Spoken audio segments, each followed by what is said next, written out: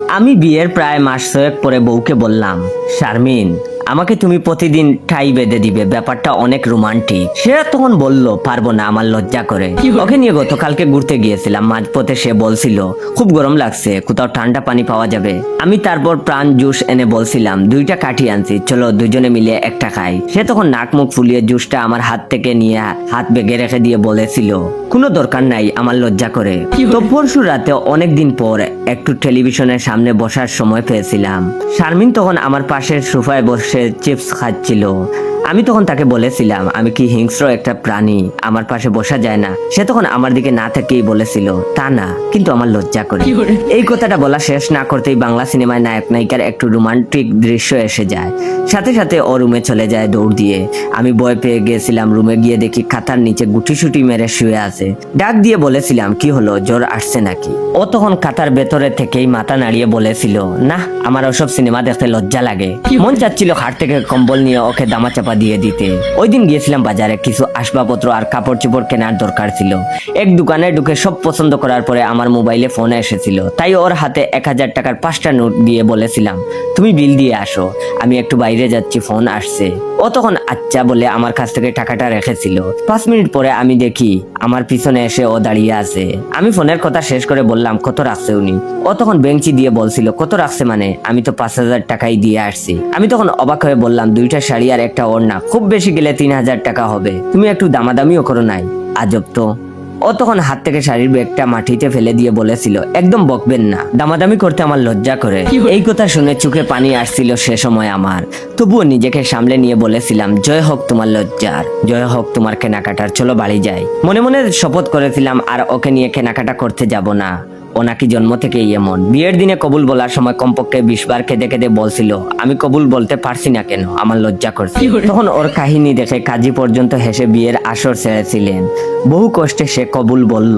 যখন ওকে গাড়িতে তুলে দিবে তখন ও আবার বলছিল আমি গাড়িতে উঠবো না, আমার লজ্জা করে। বান্দিকে কোনোভাবেই গাড়িতে উঠানো যায়নি। শেষে ও এসেছিল একটা গাড়ি করে আর আমি আরেক গাড়ি করে। বাড়িতে আনার পর যখন মানুষ আসছিল নতুন বউ দেখতে, তখন ও নিজেই ওর ঘুমটা টেনে ধরে রেখে বলতো ঘুমটা সরাবা না, আমার লজ্জা করে। তা যেই আসুক সে ঘুমটা কোনোভাবেই সরাবে না।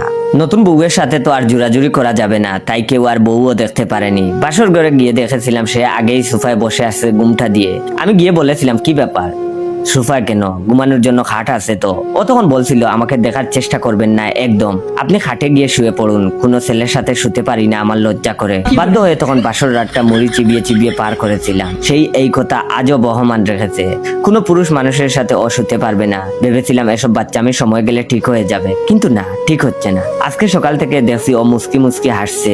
ওর হাসি দেখে আমি রুমে গিয়ে নিজের উপর নিচ সব দেখে আসলাম, সবই তো ঠিক আছে, কিন্তু ও এভাবে হাসছে কেন? জিজ্ঞেস করতেই ও বলল বলবো না, আমার লজ্জা করে। আমি ওর হাসি এড়িয়ে যেতে চাইলাম কিন্তু পারছি না, বারবার ওর ফোনের দিকেই তাকাচ্ছে আর হাসছে।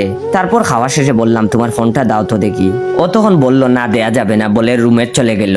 আমি রুমে গিয়ে বয় দেখে বললাম তোমার ফোনে অবৈধ কিছু আছে, যদি আমাকে না দেখাও তাহলে পুলিশকে ফোন দেব।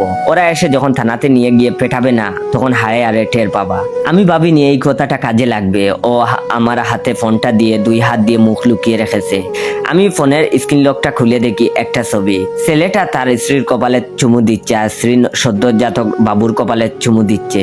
আমি তখন এটা দেখে হু হু করে হেসে দিলাম আর বললাম ছবিটা কে পাঠাইছে? ও তখন বলল বলবো না, লজ্জা করে, বলে আবার আমার সামনে থেকে চলে গেল। আমি তখন মুখে হাসি নিয়ে অফিসের দিকে রওনা দিলাম। সন্ধ্যায় বাড়িতে ফিরে দেখি কোথাও আলো নেই। অনেক ডাকাডাকি করলাম, কোনো সাড়া নেই। সব জায়গায় গিয়ে খুঁজলাম, কোথাও অস্তিত্ব নেই। ওর নাম্বারে ফোন দিচ্ছি, ফোনটাও খাটের উপর বাজছে। ও গেল আসলে কোথায়? দারোয়ানকে নিচে নেমে জিজ্ঞেস করলাম শারমিনকে কোথাও যেতে দেখেছেন? উনিও বললেন না তো। আমি তখন চিন্তিত হয়ে আবারও ঘরের ভিতরে এলাম। ক্লান্ত হয়ে গেলাম, একটু শরীরে পানি ডালতে গিয়ে দেখি গোসলখানার ভিতর থেকে বন্ধ করা। তার মানে শারমিন ভিতরে। আমি তখন শারমিন বলে ডাকতেই ও কান্না করে দিল। বললাম কি হয়েছে, তুমি গোসলখানায় খাচ্ছ কেন? পরে থরে ব্যথা পাইছো নাকি? দরজা খুলে দেখি। ও তখন খেতে খেতে বলল আরে সকালে গোসল করতে এসে আর বেরোতে পারি নাই, দরজা নষ্ট হয়ে গেছে আর খুলছে না, আমার দম বন্ধ হয়ে আসছে, তাড়াতাড়ি দরজা খোলার ব্যবস্থা করুন না। আমি কথা না শুনে খুশিতে 2টা লাফ দিলাম। ও বলল লাফাচ্ছেন মনে হচ্ছে, এদিকে আমার যায় যায় অবস্থা। আমি তখন বাপসাপ নিয়ে বললাম আমার কাছে দরজাটা খোলার গোপন চাবি আছে, চাইলে এক্ষুনি খুলতে পারি কিন্তু খুলবো না। ও বলল তখন কি সত্যি কথা? কিন্তু খুলবেন না কেন? আমি তখন এবার মৃদু হেসে বললাম, খুলবো না, কারণ আমার দরজা খুলতে লজ্জা লাগে। ও তখন দরজায় হাত দিয়ে টক টক করে বলল, আপনি তো ছেলে মানুষ, আর দরজা খুলতে কিসের লজ্জা শুনি? আর আমি তো কোনো লজ্জা নাই, আপনি দয়া করে দরজাটা খুলুন। আমি তখন জুড়ে সুরে বললাম, আমার খিদা পাইছে, খেয়ে আসি। দুপুরে মনে হয় রান্না করো নাই, সমস্যা নাই, বাইরে থেকে খেয়ে আসছি। তুমি তাকে আমার লজ্জা কাটলে দরজা খুলে দেবো। ও তখন বলল, প্লিজ যাবেন না, দরজাটা খুলুন, আমারও খিদা পাইছে। আমি তখন বললাম, কি করব বলো, আমার লজ্জা করে। আমি তখন বাইরে থেকে খেয়ে দিয়ে আসলাম, ও এখনো বন্দী হয়ে আছে। দারোয়ান জিজ্ঞেস করলো শারমিনকে পেয়েছি কিনা। আমি তখন বললাম বাপের বাড়ি চলে গিয়েছে। দরজার এপাশ থেকে বললাম, কলা আনছি, তোমার জন্য খাবে না? ও তখন জারি দিয়ে বলে, আমি তো ভূত, দরজা না খুললে খাবো কিভাবে? আমি তখন একটা কলা মুখে নিয়ে বললাম, কি করবা বলো? কেউ গোসলখানায় থাকলে আমার দরজা খুলতে লজ্জা লাগে। যত যাই বলো, আমি দরজা খুলতে পারবো না। ওয়েট, গল্পটা শেষ করার আগে আপনাদের কাছ থেকে একটু সময় নিয়ে নিচ্ছি। দয়া করে আপনারা ভাই রিয়েল পেজ ইওর জয়কে ফলো দিয়ে রাখবেন। আমার এই ভিডিওটা ভালো লাগলে বেশি বেশি করে শেয়ার করবেন। কমপক্ষে আপনার 15 জন বন্ধুকে শেয়ার করে দিবেন। আর যদি শেয়ার করে দেন, অবশ্যই কমেন্ট বক্সে বলবেন শেয়ার করেছি। ও তখন আস্তে আস্তে বলল, আপনার হঠাৎ এত লজ্জা আসছে কোথা থেকে? প্রতিশোধ নিচ্ছেন নাকি সুযোগ পেয়ে? আমি তখন বললাম, মনে করো তাই। বলে আরো একটা কলা মুখে দিলাম। কলার খোসার দরজার নিচ দিয়ে ওর কাছে পাঠাত। ও খালি রাগে ফাটছে, বলতে শুরু করলো, শুনেন, আমি আর লজ্জার কথা বলবো না, ঠাই বেঁধে দিব, একসাথে টিভি দেখবো, কিছু কিনতে গেলে দামাদামি করব, এক ডাব জুস দুজনে খাবো, এক বাসনেও দুজনে খাবো, তবুও প্লিজ দরজাটা খুলেন। আমি তখন একটা চেয়ার এনে দরজার সামনে বসে ঘুমানোর চেষ্টা করলাম। ও এসবই বলে যাচ্ছে। আমি তখন মনে মনে বললাম, আজকে দেখি ওর লজ্জা কোথায় যায়। তারপর সে বলতেছে, আজকে থেকে আমার আর কোনো পুরুষের সাথে ঘুমাতে সমস্যা নেই, না মানে শুধু আপনার সাথে আর কি। কই গেলেন, কথা বলেন না কেন? আমি যে কখন ঘুমিয়ে গেছি খেয়াল নেই, হঠাৎ চোখ খুলে দেখি 12টা বেজে গেছে, আর শারমিনও কোনো কথা বলছে না।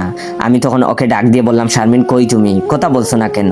আমি ঘুমিয়ে পড়ছিলাম, তাই দরজা খুলতে পারিনি। ও তখন আমাকে জারি দিয়ে বলল, হারামির বাচ্চা, এখন তো জেগে আসিস, দরজা খুল বলস। আমি তখন একটু ভয় পেলাম ওর কথায়, কিন্তু উত্তর দিলাম না, কারণ আমার লজ্জা করে। ও বারবার বলছে আর বলবে না, ওর লজ্জা করে। সব শুনে আমি বললাম, আচ্ছা সকালে খুলে দেবো, আমার লজ্জা করছে এখন। ও আবারও বলল, পেট এক হয়ে যাচ্ছে খিদায়, আর আপনি মজা নিচ্ছেন।